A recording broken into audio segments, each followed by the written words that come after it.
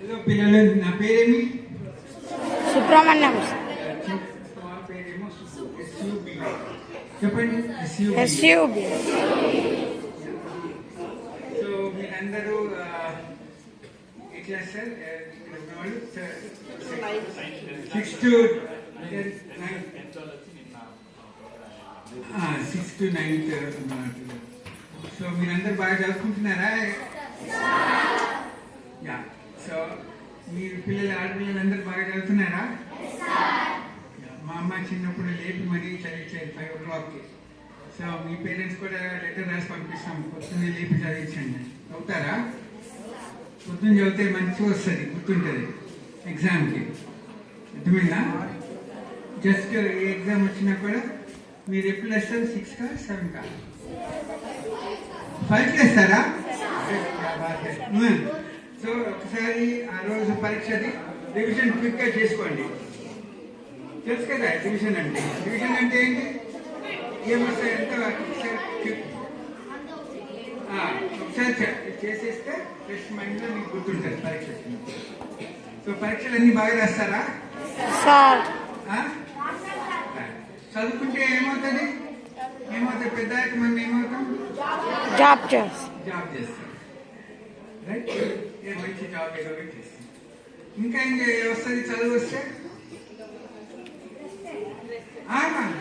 Respect వస్తుంది, ఇంకోళ్ళకి respect ఎట్లా ఇవ్వాలి, డిసిప్లిన్ వస్తుంది. క్యా బాత్. ఇంకా సో ఆడపిల్లలకి ఇంకా ముఖ్యం చదువు. ఎందుకు చెప్పండి?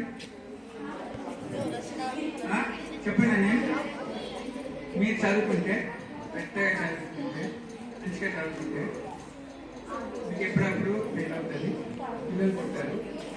ఏ ఇంట్లో తల్లి బాగా చదువుకుంటే ఆ ఇంట్లో అందరికి చదువు వస్తుంది. సో అది ముఖ్యం. ఆడపిల్లలందరూ చదువుకోవాలి. ఎందుకంటే వాళ్ళ కుటుంబంలో వాళ్ళే ఫస్ట్ గురువు అవుతారు. అందుకోసం చదువుకోవాలి.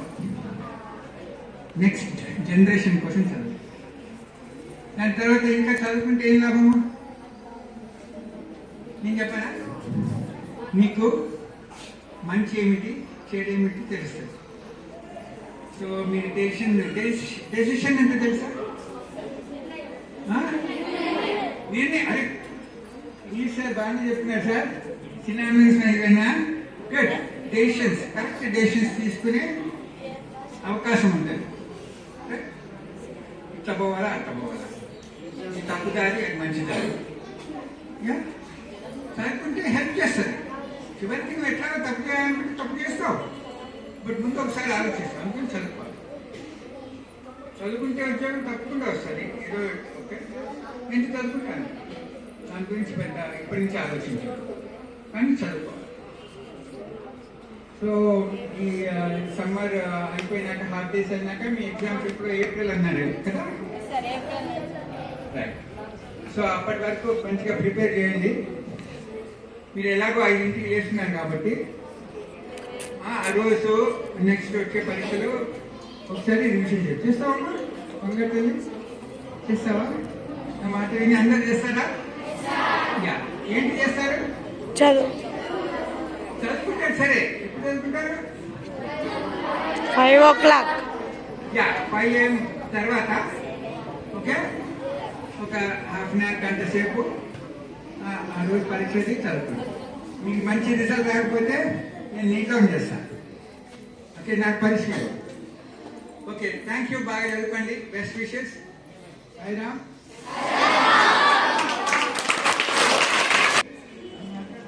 మరి మన పాఠశాలకి ముఖ్య అతిథిగా చేసినటువంటి దేనికపాటి సుబ్రహ్మణ్యం సార్ గారికి జిల్లా పరిషత్ ఉన్నత పాఠశాల ఎనుగోలపల్లి తరఫున ఉపాధ్యాయులు మరియు విద్యార్థులందరి తరఫున ఆర్థిక శుభాభివందనాలు, అక్షర శుభాభివందనాలు. మరి సార్ ఇందాక మాట్లాడినప్పుడు మా మాటలు మీరు రోజు వినేవే. సార్కు నేను ముందే చెప్పాను, మాట్లాడమని మాట్లాడితేనే మాట్లాడతాను, లేకపోతే నేను మాట్లాడను. మరి సార్ మాట్లాడినప్పుడు సార్కి అపరిమితమైనటువంటి విజ్ఞానం ఉంది, కానీ మీ దగ్గర మరీ మీ స్థాయికి వచ్చి మీకు సులభంగా అర్థమయ్యే రీతిలో ఒక గ్రామీణ ప్రాంతం వ్యక్తి మాట్లాడితే మనకి ఎంత సులభంగా అర్థమవుతుందో అంత సులభంగా అర్థమయ్యేటట్లు మాట్లాడారు. మీతో కూడా రెస్పాండ్ కూడా వచ్చింది మీ వైపు నుంచి కూడా. అంటే సమాజం పట్ల సార్కు ఉన్నటువంటి అవగాహన అది. ఇంకొక మాట కూడా అడిగాను, మేము చదువుకుంటే ఏమొస్తుంది అని. మీరు చాలా విషయాలు చెప్పినారు. విజ్ఞానం వస్తుంది, ఏమొస్తుంది? అదే ఏది మంచి ఏది చెడు దాన్ని సార్ ఇందాక డెసిషన్ అన్నారు కదా, ఆ నిర్ణయంలో విచక్షణ అనేది మనలో విద్య వల్ల అబ్బుతుంది అన్నమాట. ఎప్పుడైతే విచక్షణ మనలో ఉంటుందో సమాజం పట్ల సంపూర్ణమైనటువంటి అవగాహన ఉంటుంది. ప్రతి వ్యక్తిలోనూ కాన్షియస్నెస్ గా అన్కాన్షియస్నెస్ గా రెండు ఉంటాయి. అంటే మంచి చెడులు రెండు పక్క పక్కనే ఉంటాయి మనిషిలో కూడా. ఒకటేమో తప్పు చేస్తే హెచ్చరిస్తుంది, అలా చేయకూడదు, నువ్వు అలా చేస్తే సమాజంలో నువ్వు చెడ్డ అవుతావు, చెడ్డవాని అయిపోతావు, అట్లా చేయొద్దు అంటుంది. ఇంకో వైపునేమో ఏం కాదులే, లోకమంతా అట్లాగనే ఉంది, ఏమైతుంది, చేసే ఏం తప్పు కాదులే అంటుంది. ఇప్పుడు ఒక 100 రూపాయలు అక్కడ పడిపోయింది రా సార్, ఎవరో పోతుంటే అది కింద పడిపోయింది, అది మనం చూసాం. అది తీసుకొని వెంటనే మనిషిలో ఆ 100 రూపాయలు ఆ పెద్ద ఆయన్ని పిలిచి ఇచ్చేయాలని చెప్తుంది కాన్షియస్నెస్. ఇచ్చేసి అయిపోయింది, తీసుకోకూడదు, అట్లా ఆ 100 రూపాయలు పోతే చాలా బాధ వేస్తుందని ఆయనకి ఇచ్చేయమని చెప్తుంది. ఇంకోటి ఏం చెప్తుంది, ఏం కాదులే, నువ్వేమన్నా ఆయన నుంచి పోయి తీసుకున్నావా, అక్కడ దొరికింది కదా, దొరికింది మందే, తీసేసుకో అంటుంది. మళ్ళీ ఇంకోటి తీసుకోకూడదు అట్లా అంటుంది, తీసుకో అంటుంది, తీసుకోవద్దంట. ఈ రెండిట్లో ఏది నెగ్గితే ఆ వైపు వెళ్ళిపోతాం మనం. మంచి నెగ్గితే మంచి వాళ్ళం అయిపోతాం, చెడు నెగ్గితే చెడు వాళ్ళం అయిపోతాం. మరి మంచి వైపు వెళ్ళడానికే ఈ పాఠశాలలో మేమందరూ ఉండేది. మంచి వైపు వెళ్ళేటట్లుగా చేయడానికి మనందరూ చదువుకుంటున్నాం. మరి చదువుకునేటువంటి దాని ద్వారా రేపు సమాజం పట్ల కూడా అవగాహన రావాలి. ఎప్పుడైతే ఈ సమాజం పట్ల మనకు అవగాహన వస్తుందో మనం చదివిన చదువుకి సార్థకత అనేది ఉంటుంది.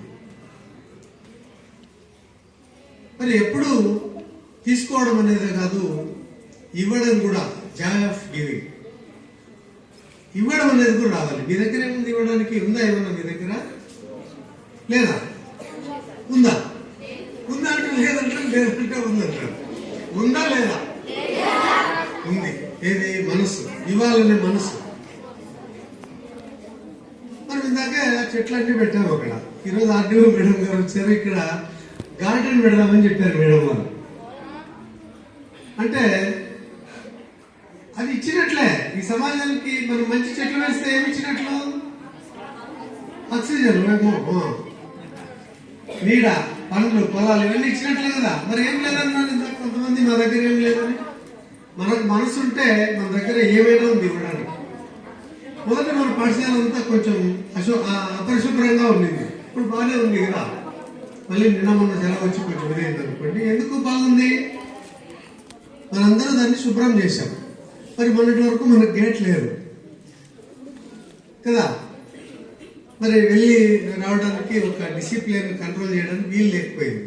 కానీ సార్ లాంటి వాళ్ళు ఈ పాఠశాలల పట్ల, ఇక్కడ ఉన్నటువంటి పేద మధ్యతరగతి వర్గాల పిల్లల పట్ల మంచి ఆలోచనతో మన లక్ష్మణ్ సార్ గారి యొక్క సహకారంతో స్థానికంగా మన పాఠశాలకు ఇచ్చేసి మీ యొక్క అవసరాలని గుర్తించి మరి మన పాఠశాలకు వచ్చేవారిని మనకు అందజేస్తున్నారు.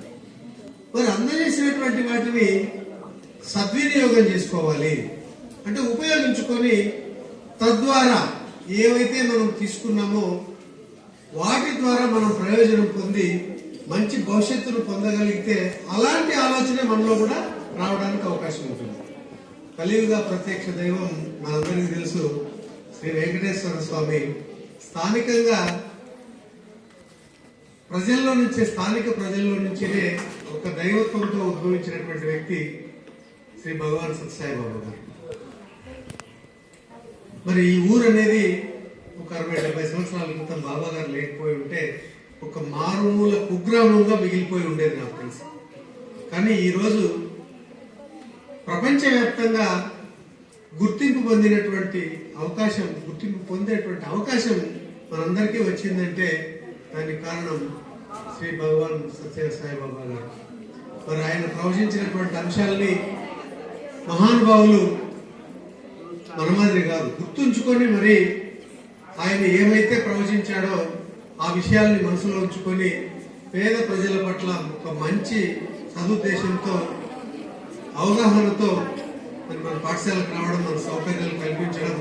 మరి మీ అందరి తరఫున సార్కి నేను ఒక హామీ కూడా ఇస్తున్నా, మా పిల్లలు మీరు ఇచ్చినటువంటి సౌకర్యాలన్నీ బాగా ఉపయోగించుకొని భవిష్యత్తులో ఈ రోజు మీరు కల్పించినటువంటి ఆ స్ఫూర్తిని వాళ్ళు కూడా నింపుకొని భవిష్యత్తులో సొంత లాభము కొంత మానుకు పొరుగు వారికి తోడ్పడబోయి అన్న గురజాడ అప్పారావు గారి సందేశం భవిష్యత్ తరాలకు మీ నుంచి పొందుతారని, దానికి స్ఫూర్తి మరి గరికపాటి సుబ్రహ్మణ్య సార్ గారు కావాలని కోరుకుంటూ పాఠశాల తరఫున సార్కి మరొకసారి ధన్యవాదాలు తెలియజేస్తూ